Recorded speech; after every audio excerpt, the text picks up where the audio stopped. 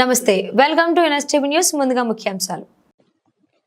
కరీంనగర్ జిల్లా హుజురాబాద్ నియోజకవర్గం జమ్మికుంట మండల కేంద్రంలో పలు గ్రామాలలో గణేష్ నవరాత్రి ఉత్సవాల సందర్భంగా తీసుకోవాల్సిన జాగ్రత్తలు మరియు సూచనలను గురించి జమ్మికుంట టౌన్ సిఐ రామకృష్ణ గౌడ్ తెలియజేశారు. మండల ప్రజలందరికీ వినాయక చవితి శుభాకాంక్షలు తెలియజేశారు. గణేష్ ఉత్సవాల సందర్భంగా జమ్మికుంట మండల ప్రజలందరికీ కూడా శుభాకాంక్షలు. ఈరోజు మనందరికీ తెలుసు, మనం ఇలా వినాయకుడిని నిమజ్జనం కోసం ఈరోజు మనము మండపాలలో విగ్రహాన్ని పెట్టుకోవడం జరుగుతుంది. అదేవిధంగా ఈ నెల వచ్చే నెల 5వ తారీఖు రోజున గణేష్ నిమజ్జనం చేయడం జరుగుతుంది. ఇటు నిమజ్జనంలో ఎలాంటి డీజేలు కూడా ఎవరు కూడా వాడద్దు. అదేవిధంగా అందరూ కూడా శాంతియుతంగా నిమజ్జనం జరుపుకోవాలి.